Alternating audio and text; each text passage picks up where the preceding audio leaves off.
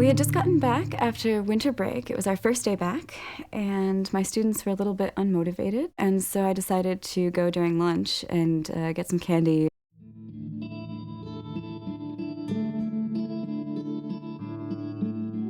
I walked out of the restaurant where I picked up my lunch, and I'd already been to the store, so I had a bag of stuff in my hands. And I was getting my keys out, and there was a man standing about, 20 feet from my car. And he came up and said, "Do you know how to get to this location?" I think it was like Sugar Creek Road. "Do you know how to get there?" And I said, "No. I'm sorry," but very politely, because that didn't bother me. I thought, he just wants directions. And I kept on walking to my car. I really didn't feel that threatened. He looked like someone's fat, middle-aged, white, kind of creepy but not threatening uncle, just this fat old guy. And then he got a little bit closer and he said, "I really need to get to this place. Can you take me? I'll give you $20. And I said, "No, I'm a teacher in that school. I have to go back to school. It's really important, but I'm sorry, I'm sure you'll find a ride. There's a bus station over there, And he was like, "What if I give you $50? And he's getting closer this whole time, and I'm saying, "Okay, I don't know, I can't help you. I'm really sorry, I really have to go back to school." And I turned around to get in my car, and he says, "Wait." And then he opened his jacket, and he had kind of right under his jacket, I guess kind of hiding in his jacket, he had a gun, and it was pointed at me.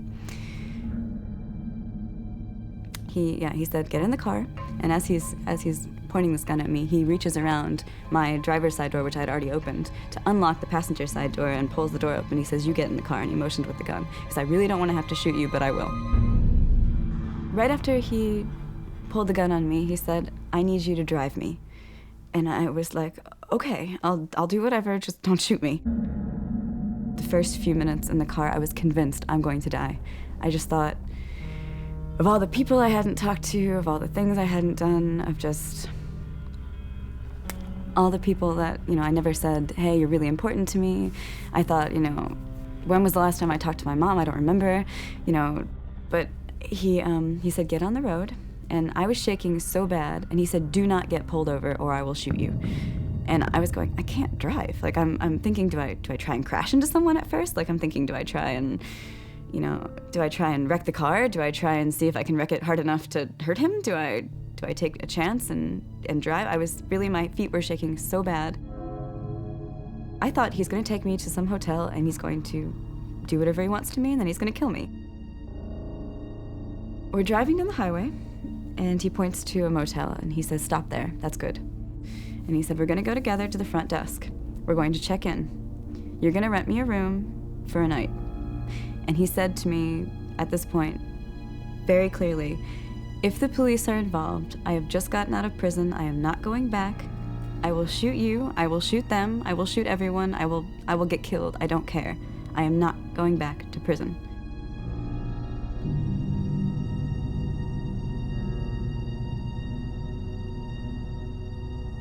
I was so nervous that they were going to notice that this guy had a gun. And then on the other hand, I was also kind of thinking, do I try and signal that he has a gun? Is this my chance? Am I missing my chance? If I don't say something now, is it going to be too late? So we're going into this hotel room, and he opens the door and he kind of motions me in with the gun. As I'm going in the door of the hotel room, I thought, right before I went in, I thought, do I run? And I thought, what if I try and run and I don't make it? He catches me. Then he's going to be angry, and he's going to think I want to run, which I thought is bad. I want him to think everything's cool, I'm going to help him out. I just didn't want him to shoot me.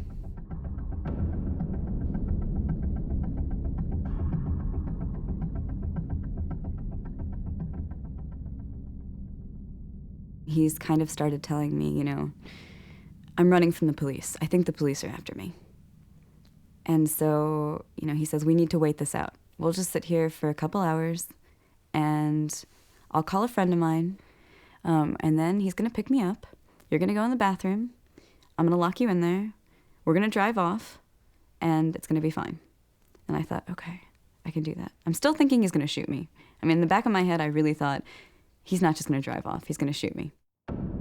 So I'm waiting. I'm thinking, this time is going to roll around, and it was 4 o'clock. It was going to happen. This guy was going to call. They were going to come pick him up. So 4 o'clock happens. This guy calls. He says, "No, I'm not coming to get you." And he looks at me and he goes, well, I can't let you go now because I don't know how I'm gonna get out of here. I started to cry. And I said, you're never gonna let me go. I really wanna go home. He got really upset and he started waving the gun around and he said, oh, I'm gonna shoot you. You need to stop this. You need to stop this right now. He pulls out of his pocket this pipe. And I looked at it and I said, oh my God, I don't know what that is. And I said, what are you doing? And he said, oh, I'm just gonna smoke a little crack. It will calm me down. And obviously, he was already kind of panicky, and me panicking was really bad. And so he starts waving the gun around. He said, well, I'm gonna have to kill you if you can't help me, if you can't stay calm, then I'm gonna have to shoot you. And I was like, okay, what can I do so that you can trust me? What can I do to prove to you that you can trust me? Because I want to get out of this situation. I don't want you to kill me. I wanted him to not just see me as something expendable, as someone he could just kill or hurt. I wanted him to see me as a person, as his friend. And he looks at me and he said, all right, well, if you smoke this crack, I'll believe that you're not going to tell on me. And I was like, I can't do that.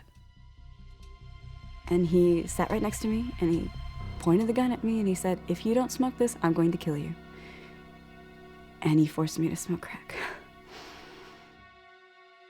After he forced me to smoke crack, he had these beers and he said, have a beer with me. And I thought, at this point, I want him to believe that I'm on his side, so I'll have a beer with him. I'm gonna be his best friend. And if I convince him that I'm on his side, then he'll let me go.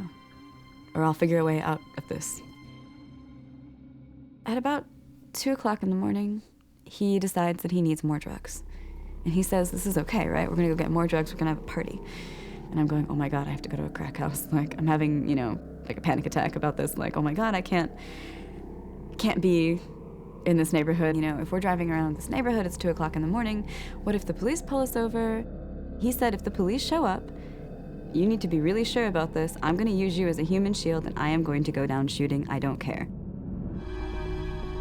Eventually, it's 7 o'clock in the morning, and there are no more drugs. And he kind of sobers down a little bit, and he looks at me and he says, I have to get out of the state of North Carolina, because what I'm wanted for is a state crime, and I have to leave the state. If I leave the state, they won't be looking for me, it's fine. So I said, why don't you take my car?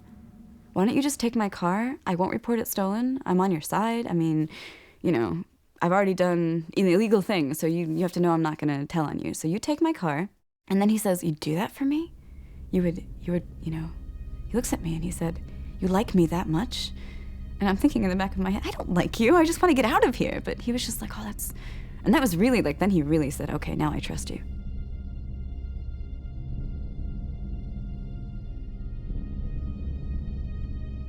If I can get him to stay in the car at the bank, if I can get him to stay in the car and I can get him to trust me enough to let me go in by myself, and he won't be able to get me before I can tell somebody what's going on.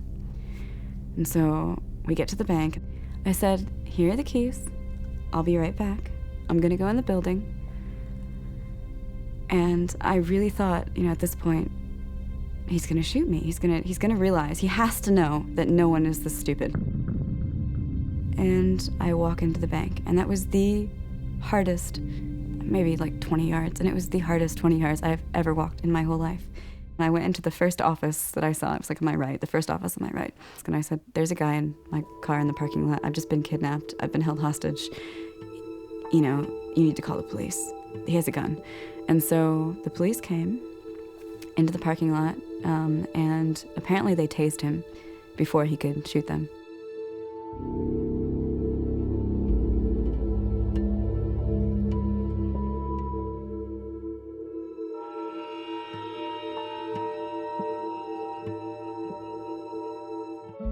I survived because I convinced him that I was a person. I think that's the main thing. I said, okay, I'm gonna come up with a way for us to get out of this situation.